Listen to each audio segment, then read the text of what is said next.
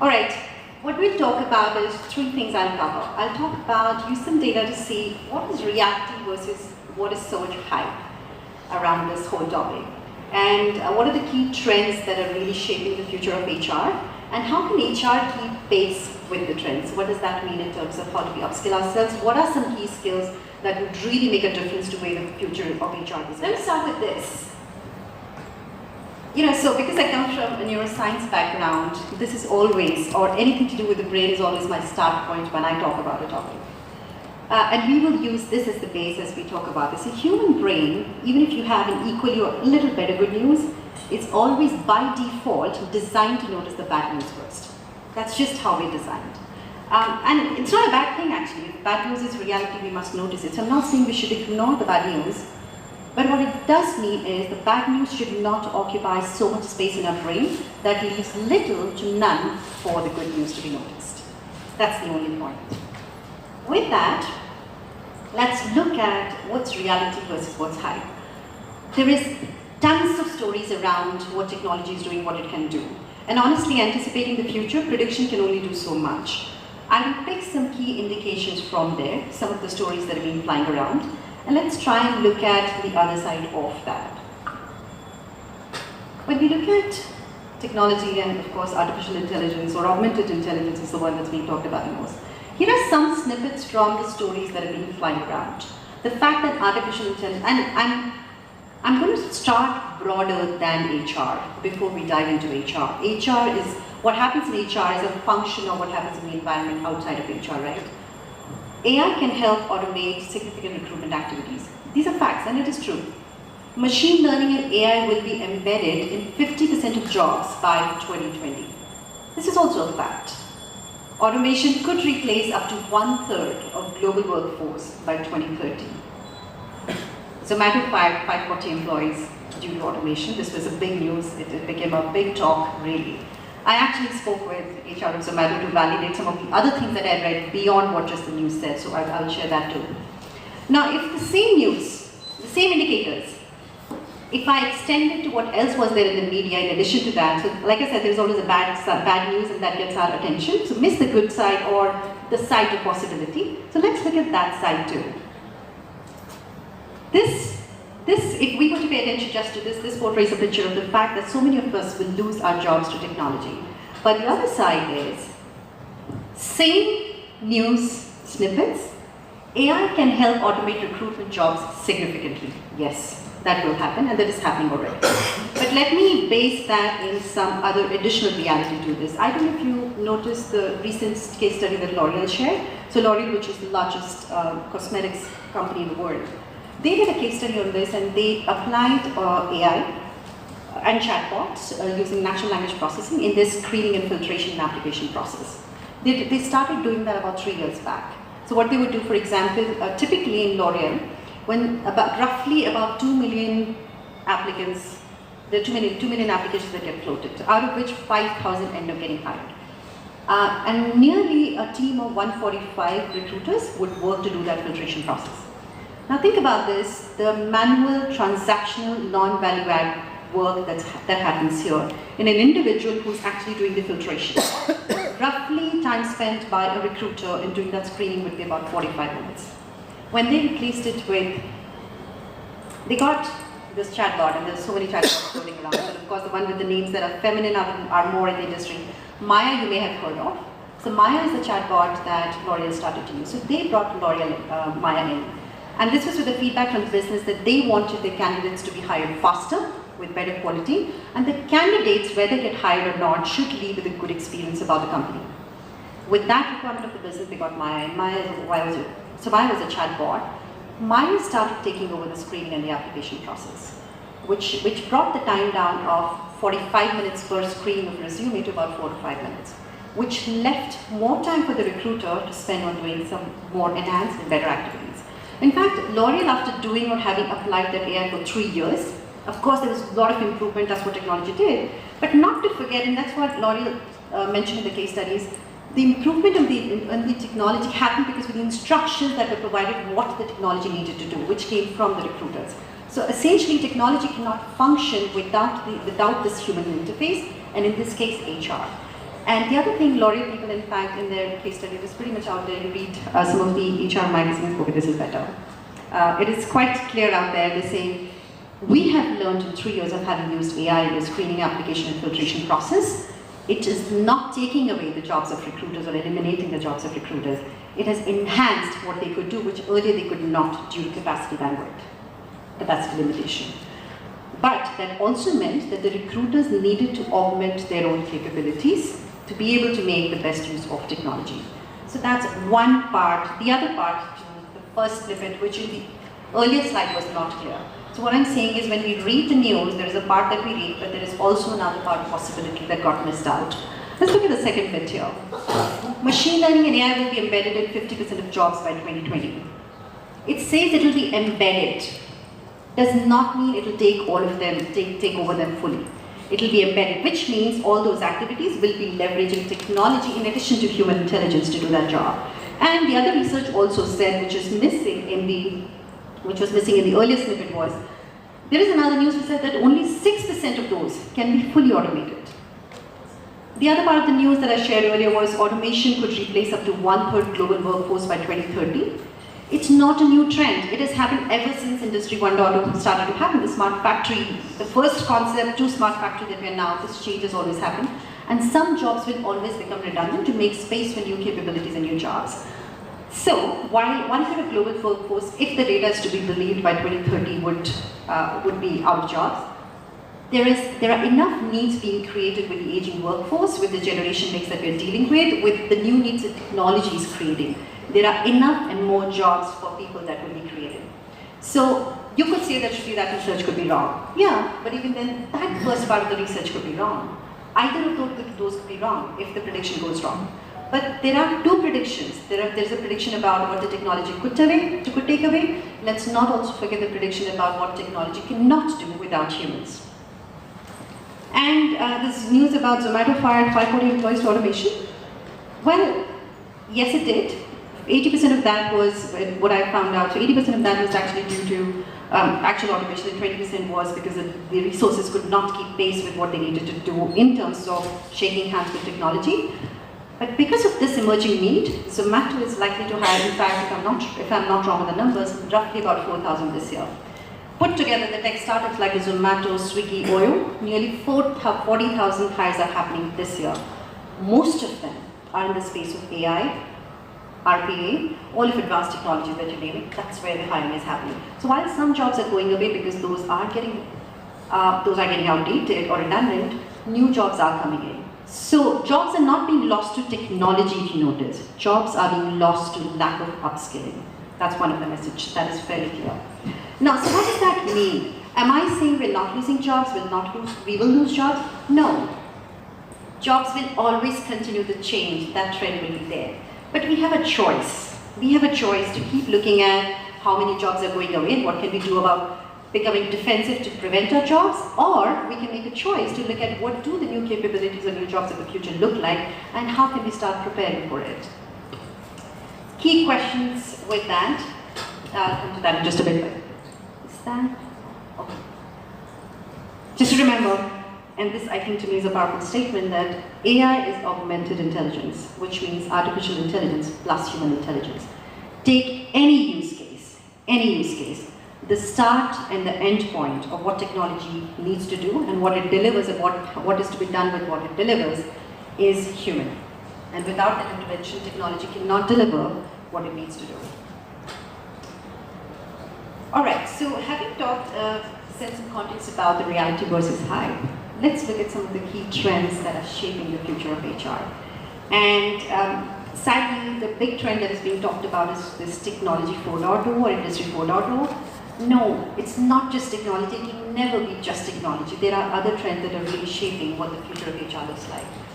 So there is the business trend, there is a talent trend, and there is the technology trend. We'll look at, so there is not just talent 4.0 version, there is a business 4.0. Let's look at each of these trends and I'll talk about it.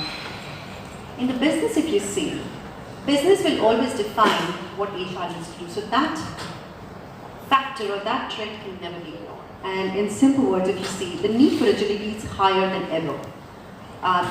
With the fierce competition that businesses face these days, They can't afford to be slowed. Agility is the biggest requirement of the organization. Flatter structures, changing customer expectations, these are key requirements of the business now. That will need somebody in the organization to think about a culture that can deliver a business like that. It will need somebody to think about what are the values that the organization sits on so that the business can be more agile, so that the business can survive in a flatter structure, so that customer expectations can be met. Those are very key factors, and who will do that? A people function or an HR function that still needs to deliver that. Somebody who's looking at the horizontal requirements. Talent 4.0, look at the mix of what's happening in the talent side.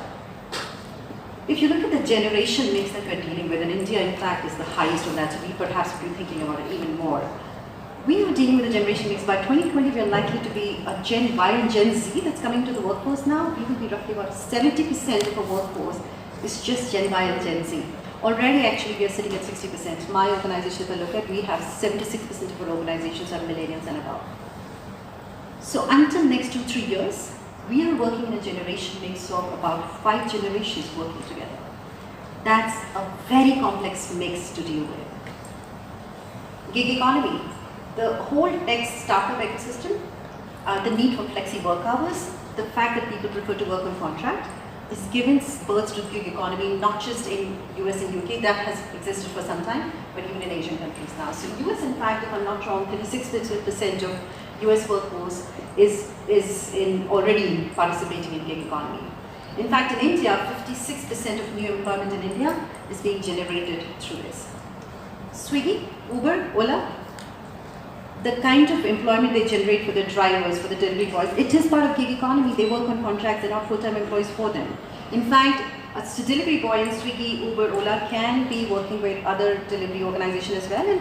And further, he or she, the delivery, mostly they are he's, but I would still assume there is diversity there at some point, but he or she can choose to deliver or even not take the order to ensure the individual has the flexibility to work when he wants, how he wants, at what pace he wants to, and can make a lot more money than the individual did in the past. This trend is only going to increase. It's a complex trend. You can't leave it for the business to manage. Diversity mix.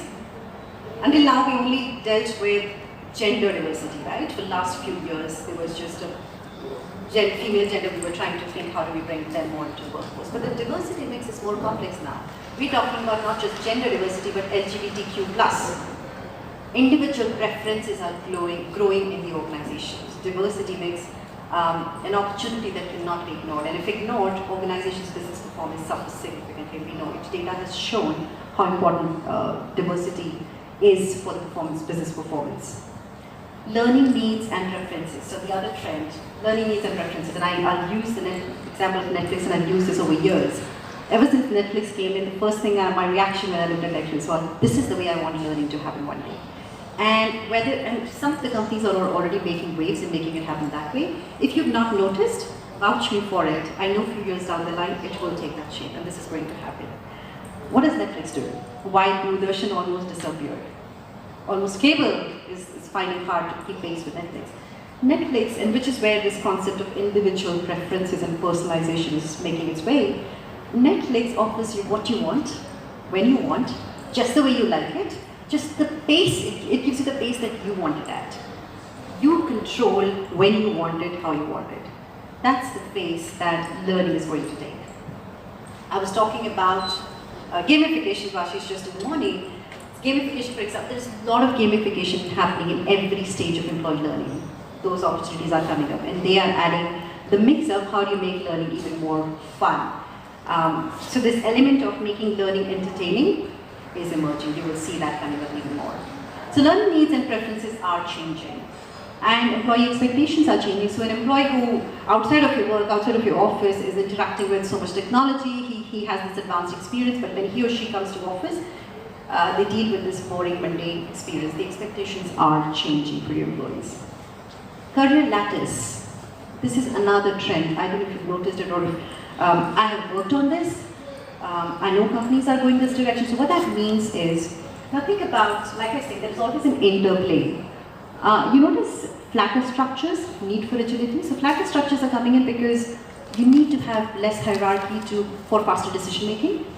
you need to have lesser hierarchy for organizations to move with agility, right? Now, solving that problem leads to another problem, which means then if you reduce your structure or your hierarchies, how do you offer career growth to your employees? What that means is vertical way of career growth is no more the only choice we can live with. Okay, that's good music. Okay, so career ladder simply means that we are moving away from the career. You're all familiar with career ladder concept? I know it's after lunch. Tell me, you're all familiar with career ladder concept, right? Where people are growing vertically. A career lattice, or you could also call it a climbing wall. You familiar with climbing wall? You can go up, down, and across. That's the format the career is taking already in some organizations. Our organization, for example, has brought their layers down from 7 to 5, from 11 to 5 actually. GE moved from a 22-layer organization to about 5 to 6. That's the number of layers they're operating with. It does mean that those business changes mean we think about how we manage and grow our talent very differently. So movement from career ladder to lattice is already happening. I have use cases, I'm working on it. And the most important trend that is impacting what the future of HR looks like is technology. So there is chatbots, IoT, AI, augmented reality, virtual reality, robotic process automation. There are all those terms out there. And technology is moving faster than we can even imagine. Because guess what? Technology doesn't binge on Netflix like we do. So they move way faster. So if we think we are sitting complacent, good in our position, technology still has time, maybe we need to think again. Technology can offer one thing that human can't. Remember that human brain is biased. And from a neuroscience background, and I can tell you, science has proven, where there is a brain, there is a bias. We cannot eliminate biases from humans. And our biases, in many cases have got in our way of making most productive decisions. Which is why that's one area where technology has a big opportunity. It is already being leveraged. Technology can really make unbiased, efficient, and consistent decisions. There have been some failed use cases as well. When Amazon got this app, what it did was the chatbot actually distinguished and took all the women gender out of the application process, which was a fault programming in the technology. But technology can offer an unbiased experience. That's what it is meant for. And of course, huge cost saving that technology delivers. In fact, within Indian firms, if you look at Indian firms have promised to deliver savings of about 600 million plus just by the year 2021 every year. And that's the path that we're getting on to. And big data, what I mean by big data here is not just the technology of big data, but this growing technology is creating vast amount of data. It's a huge amount with a lot of data. HR has a lot of data, HR has access to a lot of data. But the question that gets asked is that a lot of that data stays unused. Does HR utilize all of that data?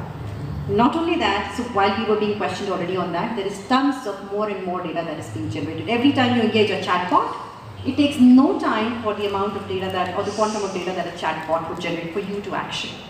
So that's one of the big opportunities, and I'll talk about that in just a little more.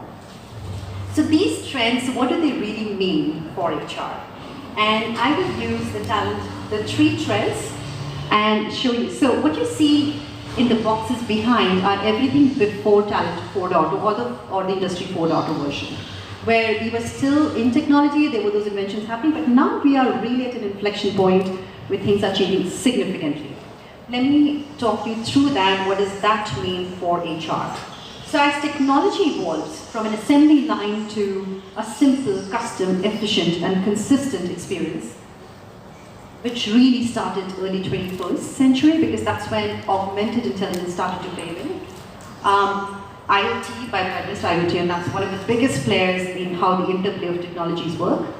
And given the complication of talent that we talked about in the previous, the trends that I showed you about talent, the need for personalization is ever increasing because of that. If we put the two together, here is what it means for HR. 3 types of jobs, 3 categories. These are not roles or positions, but these 3 categories of jobs can fully get automated, absolutely. Physical jobs, any physical job done in a predictable environment. For example, if you have movement being done in warehousing, any operational jobs or washing machines, operationalizing machines, those jobs will go away. And I won't say jobs will go away. That nature of work will get automated. Collecting data, it is meant to be done not by humans. Part of that already is automated. Processing data, all of that we need to use machines for. So these three categories of work are meant to get automated. But you may say that, Shruti, in my company, I see it is being done manually, or some part of it is being done manually. What does that mean? Now, and I was talking about it in one of the previous conversations at another forum, that technology, advancement of technology does not mean just automation. You can't just go automate everything. There are two big factors at play. How do you decide where you want to automate, or where you want to leverage technology? Well, let's just hear from the room. How do you decide, how do organizations decide where should one automate, where should one not? What are some key questions you would ask yourself before this? So let's say, are we all from HR here? Okay, raise your hands, people who are from HR. Okay, all right. So I would love to hear from you and learn from you.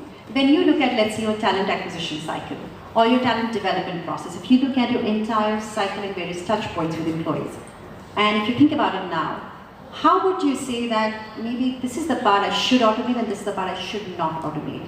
What key questions would help you decide that? Because that will answer my question why not all companies might be. It's the nature of the job in terms of complexity and volume. And second is, the biggest factor is the cost involved. If your ROI of the capital investment you make on technology is much lesser than what you save by automating that volume, you might not make that investment. So if the volumes are lower, you might not automate it just yet. So which is why the transition period to different companies to really move towards AI will still take some time.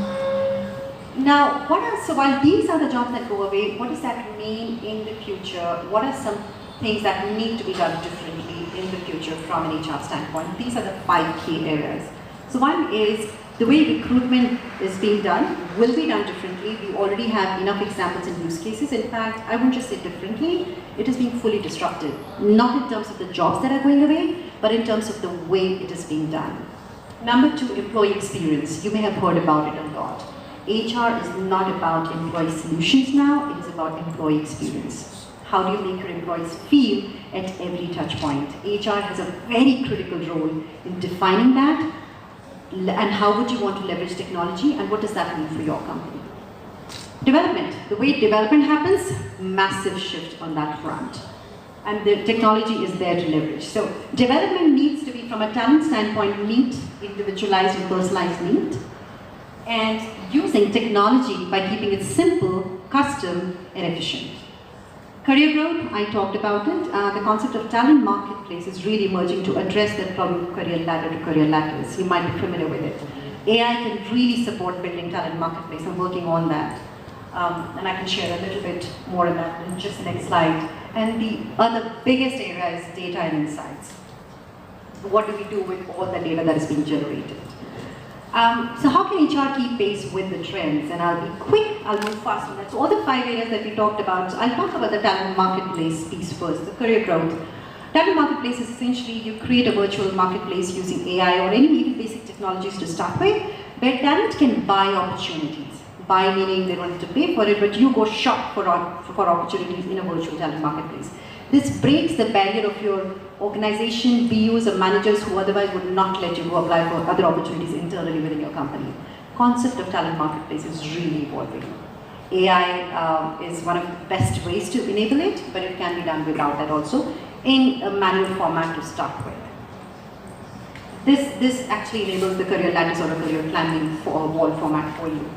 The second one, development, we talked about it. I talked about keeping it fast, simple. One trend I do want to call out here is, because I don't think this has been taken enough note of, is you may have noticed that until a few years back, in fact even until now, there's been a lot of focus on equipping your technology folks in the company with the softer skills, equipping them with interpersonal skills, leadership skills, behavioral skills, influence without authority and all of that, your senior technology people. We have done a lot of that, right? Equipping your technology people with the non-tech skills.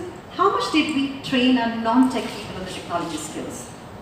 We never did. Did we ever think about training our management people or managers or people managing the floor on basic technology skills? Not to be able to code, but at least to understand what the code has to offer. We didn't. The need wasn't there as much, or maybe we didn't see it coming. But that need is higher than ever for all support functions, for HR functions like us. All of us, and I have talked about it, the key skills, need to have technology acumen. We all need to understand what technology can offer so that we don't anticipate what the change can do, but we can create that change now. We can start thinking and relooking at our functions now and say, where can I leverage technology, upskill myself to shake hands with it, and produce better results and make the business benefit from it. But time is now. In fact, I would say we're already late. It's a very, very good saying. I remember when Kodak went out of business, Kodak CEO said in an interview himself, they knew the digital wave was coming in at least 10 years before Kodak disappeared. They knew it was coming. They never took an action on it because they were so complacent, they were so confident how successful their product would still be. But then we all know what happened. So I'll leave on that. The other thing, development needs to be faster than ever. One of the things, and this is a very strong example, AT&T, and I think this is the only company perhaps in the world, if I know, if the researchers to be believed that did this. So this whole, so typically to churn out your tech engineers, it takes about a 4 years graduation program and then the badges are generated. That's when they get their degrees. AT&T partnered with Georgia Institute of Technology to create online program to equip and upskill engineers with the same level of skill but way faster. This is on the minds of many executives. Who will facilitate that transition? HR. HR needs to be able to facilitate the transition of skills in the organization faster than they've ever done. I guess data insights, employee experience needs to be redefined. With the data that's coming out of chatbots, many companies have chatbots today. I won't say most, we're still yet to get there. But the data tells us that it has increased engagement of employees by roughly about 70 to 80%. And recruitment, I already gave an example of L'Oreal, and there are enough. You Google it, YouTube it, there is enough on recruitment. Everybody's talking about how recruitment can make use of technology. Quickly calling out the key skills, simply because we're running out of time, so I'll be quick on this. Emotional intelligence and life skills will only become stronger. This is not new, you would know it already. So this entire framework brings all the capabilities which need to be performed differently, skills required by HR, the top 5 skills, top 6 skills that we need to be prepared with. And the role that HR would continue to play, independent of technology's presence or not, we define what technology needs to do. We analyze the data that technology produces to us to take actions on it and be able to make recommendations to the business, ask those challenging questions that business otherwise would not think about. EI and life skills will only grow with the complexity that is being created, with the gen mix that is coming in, with the individual need that's growing. This skill will only grow in the market. Talent management, I've clubbed it together. So this is not a skill by itself, but critical thinking, design thinking, the way we think about managing talent would need to be thought about as a capability completely differently. Market trends, so I'll call out three new adds to the skill base. Consulting and advising, EI and life skills and talent management have been there, they just need to be done differently. But the 3 new adds which HR has not focused on in the past, but they must be paid attention to now are market trends, people analytics, and tech acumen. These are the top 3. Market trend, we need to stay updated on where the market is going. HR is defined by where the market moves, that impacts where our business moves. So if HR has to start creating what change looks like for HR, we need to know where the market is going ahead of time. That gets its seat at the table to define what questions we are able to ask ahead, even before the business has thought about it, or even when they have thought about it. So market trend is absolutely key. People analytics, in simple words, how do you use a quantified manner to call out a relation between your individual employee capabilities to organizational outcome? How do you quantify that? How do you define that? People analytics have existed. HR has worked with data. This is becoming more and more complex because this means you're playing around with multiple trends pulled out from different systems. And those systems need to work in a unified manner and not separately. So people analytics will only become more complex. Get up to speed with it now. Generally, a good people analytics, the research says, uses at least about 7 data points to generate a trend. But normally, we use not more than 3 to 4. What that means is, if you have to define, as an example, who's a high potential in your company? Will he or she fit the next role that you are promoting him or her for now? You can use 3 to 4 data sets, let's say combining performance management with HRIS, just 2 systems, and respond to that. But if you were to be asked a question, which high potentials in your company are likely to leave jobs in the next 1 year, 2 years, or 3 years? How would you answer that? You would need to combine multiple data systems together, and that's where your AI and machine learning come into play. Are you thinking about how would you use technology in those areas? And technology acumen, this is not just for technology folks. I say this enough. I've been investing a lot of time in learning about these technologies, and trust me, it's fascinating. It's fascinating the amount of blue sky thinking you can do with these. But these are important for us to know what technology can offer. And like I said, so that we're not anticipating change, but we can really be part of the change to create it. I will not go deeper into people analytics, but last data point, just remember a research said that, a research was conducted, this is by HR.com, and they said 80% of HR professionals actually believe that technology has huge potential to offer. But 46% felt comfortable with how they can implement that in their organization. But the surprising part was only 14% agree that they are knowledgeable about these technologies. Now if you go upside from down to up, if only 14% know what technology can do, how can we make use of technology? And what we don't know, we always fear from it. So, call to action, upskill by defining your learning pathway now. Define where you are given the role context you're in. The top skills that we talked about, what additional skills do you think would be relevant in the domain that you want to get into? Start defining your learning pathway. Continuous learning, there is no second choice to that. And identify opportunities to create that change, which means when you know technology, you can define what can you do with it. So create the change instead of anticipating it. And I end with the same quote, to predict the change, the best way is to create it, like Peter Drucker said.